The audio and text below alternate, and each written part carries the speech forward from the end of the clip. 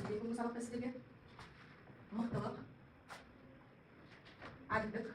Соның мағынасын түсіндіріп жауап бересіздер балалар, иә? Ақыл арамас, алтын шірімес деген мағынасы қалай түсіндіресіздер? Айта қойыңыз. Алтын бізде ешқашан шірімейтін құнды зат болып табылады. Оның сырты да іші де өте үлкен мықты құрамаларға толы. Дәл солай адамның ақылы да. Адам жаңа білімді алған сайын, оның да білімі шірімейді, оның да білімі арамайды деген мағынаны білдіреді. Жақсы жүресіз. Келесі бізде алтын тозбайтын тон, білім таусылмайтын кен. Жауап берді.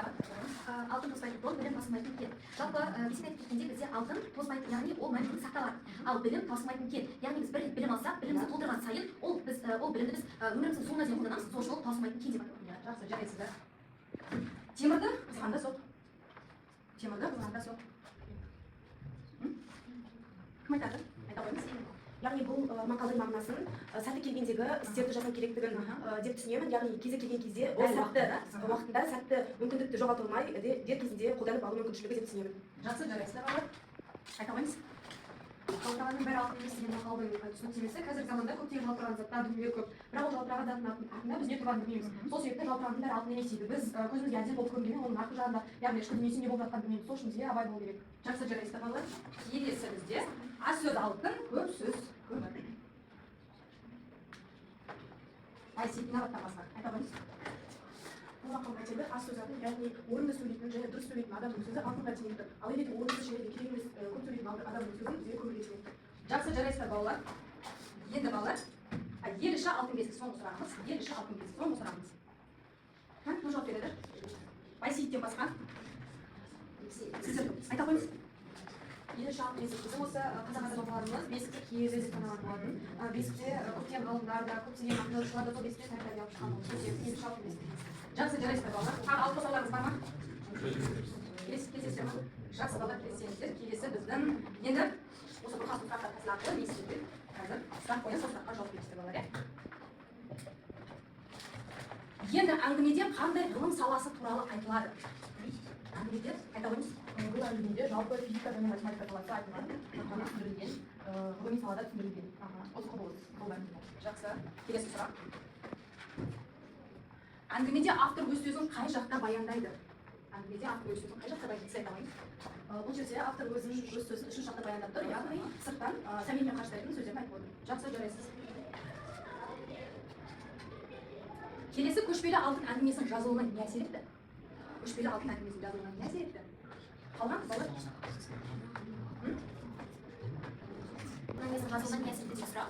Жалпы көшпелі алтын әңгімесінде біз ғылыми фантастикалық әңгіме болғандықтан бұл ғылымның жаңа бір түрінің ашылуына пайда болған әңгіме деп білеміз. Сол үшін көшпелі алтын әңгімесінің жазылуына жаңа ғылым түрінің ашылуы әсер етеді. Жақсы, тағы алып қосарларыңыз бар ма? Айта қойыңыз. Менің ойымша көшпелі алтын әңгімесінің жазылуына тағы да осы көшпелі алтын аңызы да әсер етті деп ойлаймын. Яғни халық арасында танылып кеткен көшпелі алтын әңгімесі осы шығарманың жазылуына да әсер етті. Жақсы, жарайсыз, өте жақсы. Келесі бізде балалар. Әңгімедегі оқиға қай жерлерді суреттейді? Әңгімедегі оқиға қай жерлерді? Айта қойыңыз. Тағы да. Тағы, ол ма?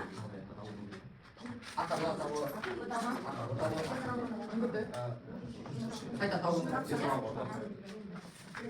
Жақсы. Келесі енді балалар. Шығарма неше бөлімнен тұрады? Шығарма неше бөлімнен тұрады? Айта қойыңыз достар. 3 бөлімнен тұрады. Қандай? Біздің қалдағы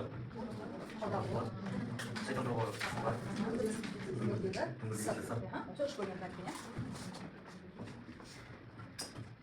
Әңгіме неге көшпелі алтын деп аталған? Әңгімеге көшпелі алтын деп аталған. Менің ойымша осы әңгіме көшпелі алтын болып аталғаны сол көшпелі алтын аңызының салдарынан деп ойлаймын. Тағы да? Мен тағы алып қосарым.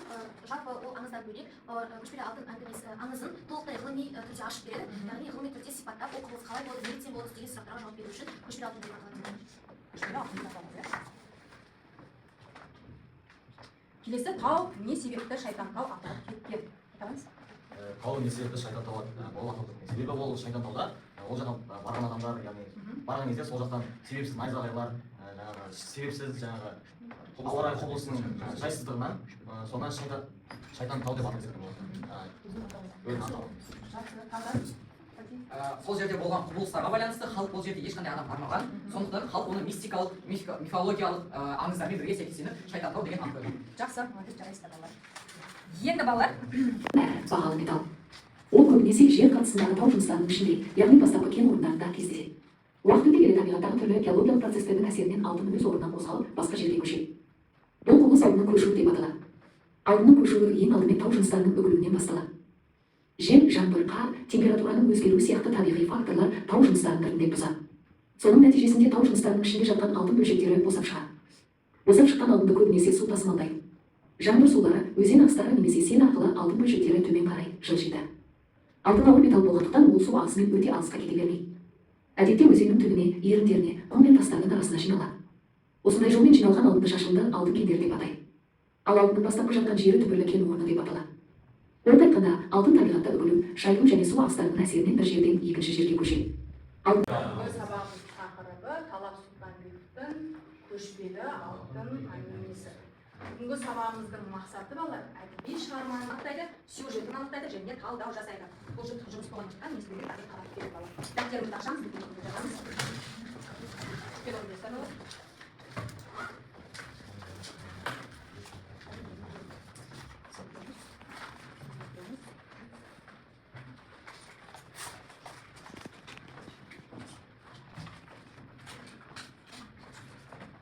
Бүгінгі күн жазыңыздар, алып емінің бірі Талап Сұлтанбеков көшпелі алтын әңгімесі.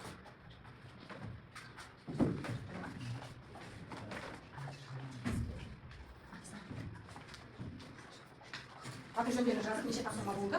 Тапсырманы жазасыздар және тапсырмада неше балаларыңызға соны жазып тұрсыздар. Жеті бастаймыз, иә?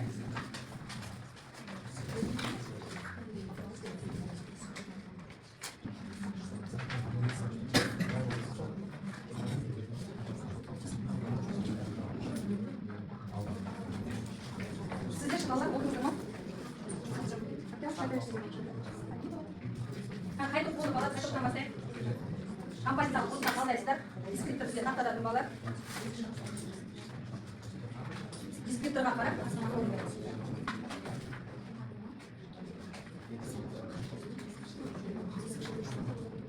Олыңыздар ма? Болды. Осы бірінші мінезге иесі мақсатын сүйістік композициялық құрылысына талдаймыз. Жалпы бірінші шығарманың тақырыбы көшпелі алтын және оның сыры. Шығарманың идеясы табиғат құбылыстарын ғылыми тұрғыда түсіну, аңыз бен шындықтың ара жігін ажырату. Композициялық құрылысы шығарманың тақырыбы яғни найзағай құбылысын бақылау зерттеуге қатысқан алып, ал шығарманың идеясы табиғаттағы сырды ашу. Келесі бізде оқиғаның басталуы, яғни оқиға арқалы таудың сипатымен басталады, яғни автордың табиғаттың тіршілігін, тыныш ортасын, яғни осы оқиғаның болатын сыртқы ортасын ең алғашымен осылай бейнелейді. Ал оқиғаның байланысында сәмен малшы ағасы үйіне қайтып бара жатқанда шымбұлақ сайының маңында қалықтап тұрған бұлттарды көреді. Ол халық арасындағы айтылған көшпелі алтын аңызын есіне алады. Келесі бізде оқиғаның дамуында сәмен осы құбылысты байқап өзінің қызығушылығын арттырады. Осылайша ол жұмбақ отын сырын ашуға асығыс шешім қабылдап досымен бірге шайтандауға барып, осы құбылыстың қаншалықты екенін білуге аттанады. Ал шиеленісі екеуі шайтандауға жетіп, үңгірдің ішіне кіреді. Үңгір ішінде түсініксіз жарықтарды көріп, құпия құбылысы көріп, қызығушылықтары одан есе артады. Келесі оқиғаның жарыққа жеткенде осы екі Қажытай мен сәмен осы үңгірдің ішінде ғалымдардың өзінің зертханасы орналасқан жағы біледі, және де осы жерде Бежевпен айти осы балаларға шын мәнінде көшпелі алтынның физикалық тұрғыда найзағай екендігін түсіндіреді. Ал шешіміне келетін болсақ, ол балалар бұл құбылыстың табиғи ғылыми себебі физика тұрғысынан екенін біліп, сәменнің ғылымға деген қызығушылық артады. Келесі сұрады. Бар ма балалар? Келесі сіздер бар ма? Айта қойыңыз. Шығарманың тақырыбы бізде Сәкеннің шытырманы деп алдық, Сәменнің шытырманы. Шығарманың идеясы мифологиялық аңыздың шындыққа айналуы, оқиғаның басталуы бізде Арқарларда тауынан Сәменнің шығуы, оқиғаның байланысы Сәменнің көшпелі алтынды көруі, жоқ, сол отты көруі, сол арқылы атасы айтқан аңызды есіне түсіруі. Оқиғаның дамуы бізде осы атасы айтқан аңыз әңгімені есіне түсіруі, шиеленісуі, Сәменнің Қажытайдың көшпелі алтынға шайтандауға қарай сапары, шарықтау шегі, таудың ішіндегі лабораторияны кездестіруі, оқиғаның шешімі көшпелі алтынның сырын түсінуі. Келесі бізде шығарманың тақырыбы көшпелі алтын, ал шығарманың идеясы балаларға ғылыми фантастикалық әңгімелер арқылы физикалық құбылыстарды көрсету, ал келесі оқиғаның басталуы Сәменнің малшы ағасын үйіне қайтып бара жатқанда шашқылап сайып жатқан көшпелі алтындарды көру. Ал оқиғаның байланысуы Сәмен ауылға келген кезде Сәмен мен Қажытай екеуі каникулда өтіп жолға шығуы. Оқиғаның дамуы Сәмен мен Қажытай оқиғаның шиеленісуі Сәмен мен Қажытай үңгірді тауып, үңгірдің ішінде отқан кезде көшпелі алтындарды көруі және де лаборатория табылып, ал шарттау шегінде ITF-пен Брежневпен кездесіп, сол лабораторияның ішімен танысып, физикалық құбылыстарды түсініп, жалпы көшпелі алтын сырын ашуға. Ал шешімі Совет мен Қаршыда екеуінің көңілдері тоқ болып, үйге жолға шығуы және қайтар кезде көшпелі алтындарды тоқтатып көрді. Өздері шешім таба алды ғой? Иә, алды. Жақсы, мына топта барлық қаржы. Мына топта айтамыздар. Көшпелі алтын, шығарма дүниесі, жалпы табиғи құбылыстар, оның күзде түсіндіру, оқиғаның басталуы, сәмен үймен қатар жолдар, көшпелі алтынды көру.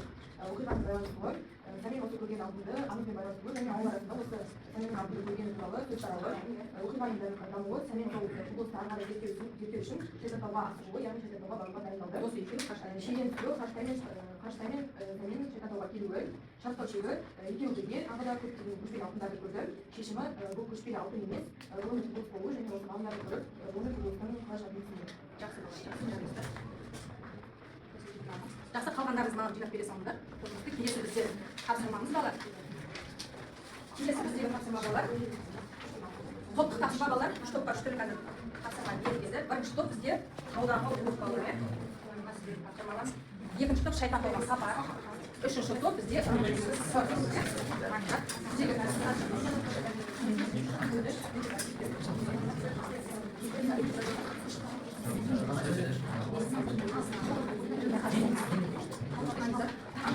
Селектор ауданында тұр балар, иә?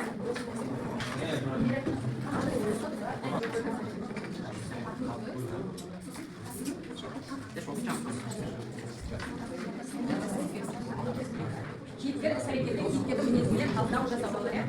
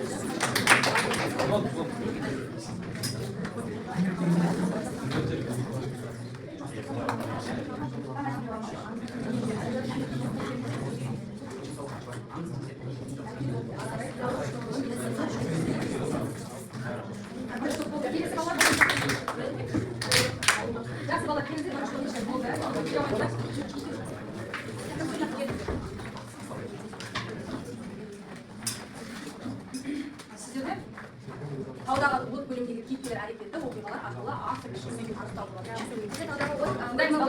Бізде кейіпкер Сәмен, оның іс-әрекеті. Жалпы Сәменнің іс-әрекеті айта кетсек, ол таудағы көшпелі алтынды көруі, яғни атасының айтқан аңызын естіп, жалпы оның атасының айтқан аңызын айта кететін болсақ, Сәмен түн уақытысында ұйықтап демалып жатады. Сол кезде оның үйіне көшпелі алтын кіріп кетеді. Сәмен үйіне кетеді көшпелі алтын? Бір кедей жігіт болған. Ол түн уақытысында ұйықтап жатса, оның үйіне көшпелі алтын кіріп кетеді. Ол жалп жұлп етіп алтын көшпелі алтын есіктен шығып кетеді. Ол артынан қуа жөнеледі. Сол кезде артынан қуаған кезде ол шынашағын тілеп алады да көшпелі алтынның ішіне қан тамызады. Сол қан тамызған сәтте одан соң көшпелі алтын жердің астына сіңіп кетеді.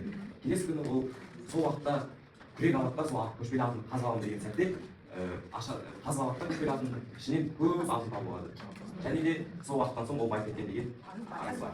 Сәменнің мінез құлқы. Сәмен ізденімпаз, сезімтал, білімге құштар, жұмбақ оқиғаларға қызығушылық танытады. Яғни бұл кітап бойынша Сәмен бізге ізденімпаз яғни кітапты көп оқымауы көрсетіледі. Яғни ол ғылымға, журналдарға көп қызығады. Және бұл бөлімдер бойынша ол табиғат идеясын ғылыми тұрғыдан түсінуге тырысады. Яғни бұл жұмбақты ашқысы келеді.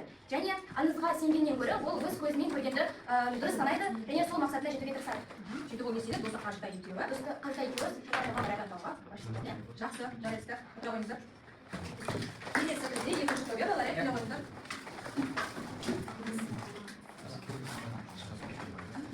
Шайтан тауға сапар бөліміндегі кейіпкерлер әрекетіне талдау жасасын.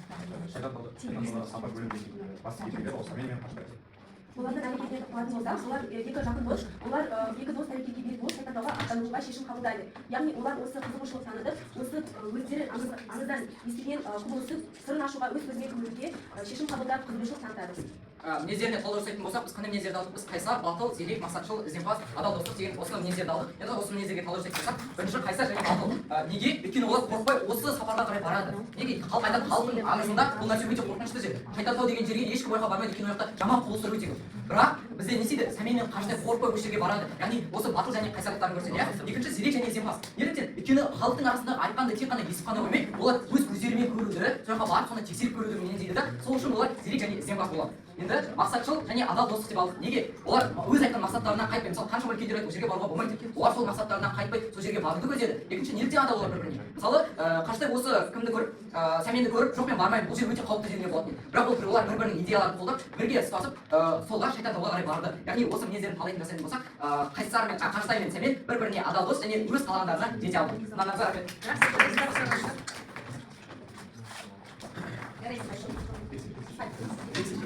Келесі үшінші топ шыға қойыңыздар. Кім шығады? Келесі үшінші топ өңірдегі сыр бөліміндегі Сәмен бейнесін ашатын үзінділерді жинақтап мінездемелер. Сәмен. Сәменнің мінезі ол өте ізденімпаз, білімге құштар, өзінің алға қойған мақсаттарына жете алады және де оның мінезінде парасаттылық, батылдық және де ол ескі дана түсініктерге сенеді. Біз бұл мінездемесін мына әрекетпен біле аламыз. Көбінесе ауыл тұрғындары Шайтан тауға баруға қорыққан болатын. Ал Сәмен болатын болса, осы көшпелі ағылшынның, яғни ескі нан сенімдегі сол аңыздың орнын жойып, оның ғылыми жоба екенін зерттей түсірген болатын. Сол себепті ол өмірге кіре отырып өзінің алдына қойған мақсаттарына жете алған болатын. Яғни ол сериалы әдетпен бірге кездесе отырып өзінің сұрақтарына жауап алған болатын. Және де көшпелі алтынның аңыз емес екендігін, оның ғылыми жоба екенін дәлелдей алған. Тағы да жақсы балалар, алып қосарыңыздар ма? Жақсы балалар. Жақсы балалар, көресіздер. Жағыңыздар. Менің не жерде сауын қағаздар. Үшінші тапсырма. Бізде келесі тапсырма жеке жұмыс балалар. Жеке жұмыс кәдімгі сіздерге қағышқа таратам, концептуалды кесте толтыру, әдіс арқылы кейіпкерлер жүйесін жинақтау және даралау жұмысы беріледі сіздерге.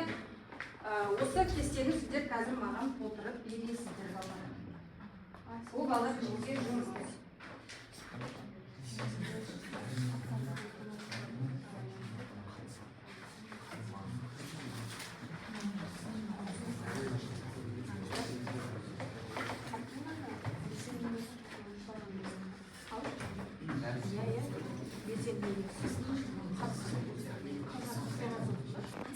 Ізденімпаз өз айтқанынан қайтпайтын өмірлік ұстанымы. Яғни түсіндірудің қажеті жоқ деп ойлаймын. Оның іс-әрекетіне сипаттама беретін болсақ, естіген аңызын тексеру үшін көшпелі алтын Шайтан тау үңгіріне қарай жылжыруы. Қаштай, оның өмірлік ұстанымы қандай? Осы үшін барлығына дайын деген өмірлік ұстанымын алдым. Өйткені қаншалықты қиын болмасын, іс-әрекетіне сипаттама беретін болсақ, қаншалықты қиын болмасын, досының айтқан идеясын қолдап сол жерге бара алды.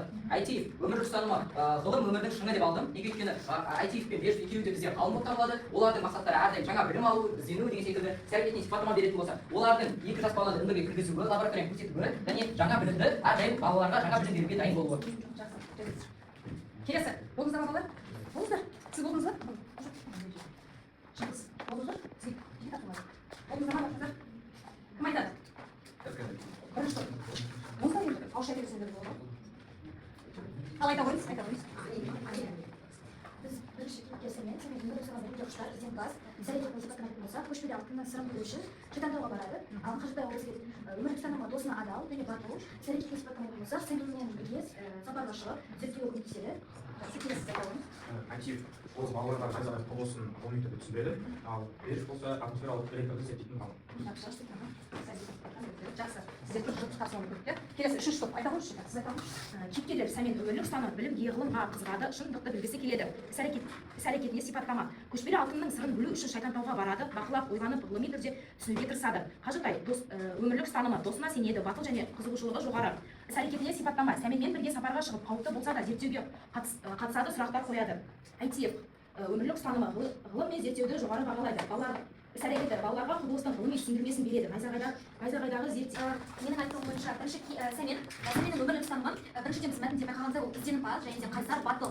Ал іс-әрекетіне сипаттама болса, ол бүткіл ауыл болып шулаған қорқынышты шайтантауға баруға шешім бел буады. Ал қажытай досына адал дос бола білу және батыл деп айтар едім. Себебі іс-әрекетіне сипаттама беретін болсақ, яғни досын қолдап, досымен бірге соңына дейін барып, осы сұрақтың шешімін табуы және де сол шайтантауға бірге баруы. Ал Айтиев өмірлік ұстанымы ғылыммен айналысуы, яғни іс-әрекетіне сипаттама болатын болса, ол балаларды бетін қайтармай, балаларға одан сайын ол ғылыми фантастикалық ғылыми тұрғыда түсіндіру және де балалардың құпиясын ашып беруі. Ал беріп ғылыми ізденістегі адам деп айтар едім. Іс-әрекетіне сипаттама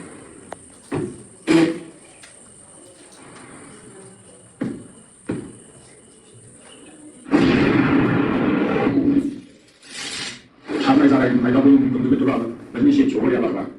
Найзағайдың жеке соғуы нәтижесінде оттегі мен топырақтан буланған элементтер дөңгелек энергия соғуы түрінде дәл тұрады. Бұл 2012 жылы Петрометрдің жердегі кальцийдің домалақ найзағай құрамында болуын түсіндіреді. Басқа теорияға сәйкес мұндай шарлар шыны мен әйнектерден пайда болады. Атмосфералық иондар әйнектің бетіне жиналып, электр өрісін тудырады. Найзағаймен бірге өрістер домалақ найзағайға айналады. Сондықтан шардың ғимараттардың терезесіне кіріп, немесе шығып жүрген туралы көптеген дәлелдер бар. 2016 жылы ғалымдар найзағайдың жерге ұрған кезде плазмалық көпіршікке айналатын микротолқынды сәулеленудің пайда болатынына назар аударды. Ол дөңгелек пішінді қабылдайды және ауада бірнеше секунд Енді балалар сабақты беру мақсатында автордың айтайын дегені осы кейіпкердің басынан өткен оқиғалар арқылы автордың физикалық оқиғаларды біріктіру арқылы жалпы табиғатта болып жатқан физикалық құбылыстарды жеткізу. Автордың жеткізейін деген ой осы болатын. Жалпы автор табиғаттағы физикалық құбылыстарды аңыз әңгімемен ұштастыра отырып, әдебиет пен табиғи құбылысты байланыстыруда.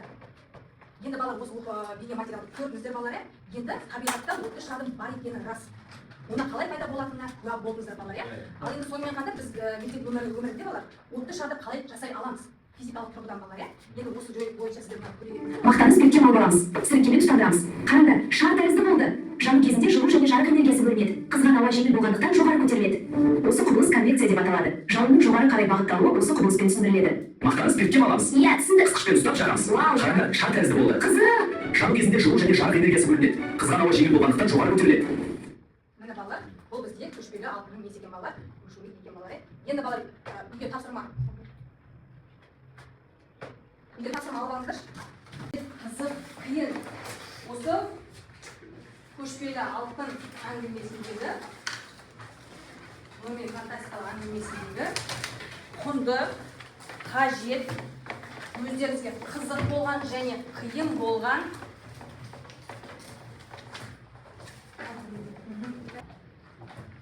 ауызша айту сөздерді болады балалар.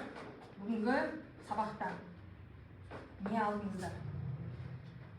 Төртқа айтса арқылы бір құнды, қажет және қызық, өздеріңізге қиын болған не болды? Соны жазып өтеңіздер.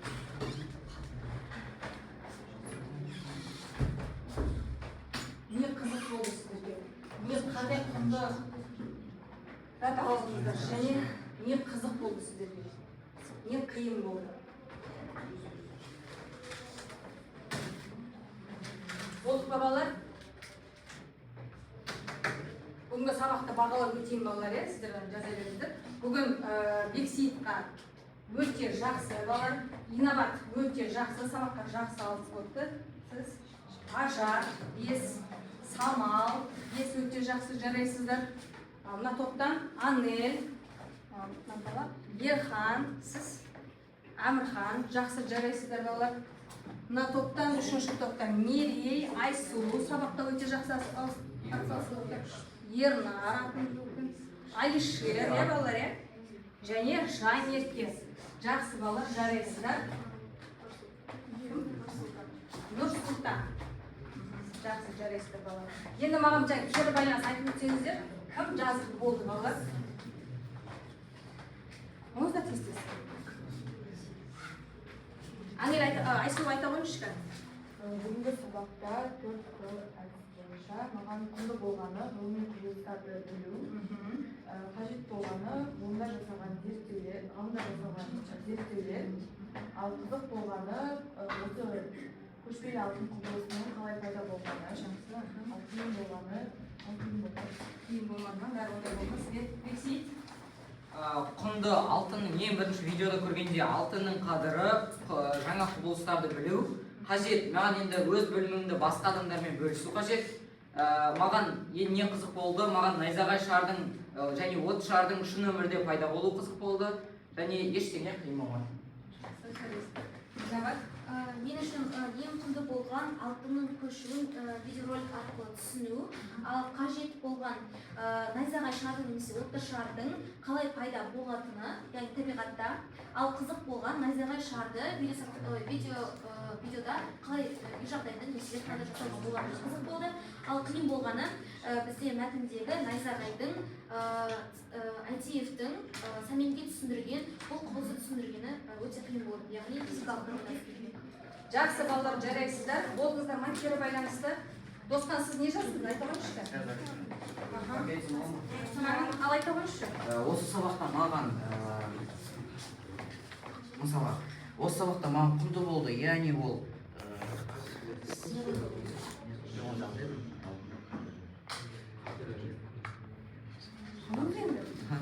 яғни осы сабақта маған құнды болды, табиғат құбылыстарын ғылыми тұрғыдан түсіну, аңыз бен шындықтың ара-жігін ажырату. Осы сабақта маған не қажет болды? Қажет осы найзағайды адамның пайдасы жарату туралы мағлұмат білу.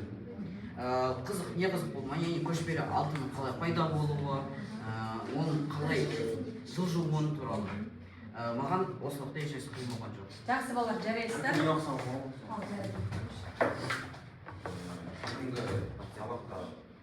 Бұл сабақта отты шардың қалай пайда болатыны құнды болды. Қажет физикалық тұрғыдан мәліметтер. Қызық, бұл сабақтың найзағай шардың шын өмірде бар екенін білу. Қиын ешнәрсе. Жақсы балалар, жарайсыздар. Үйге тапсырма түсіпті ғой сіздерге, иә?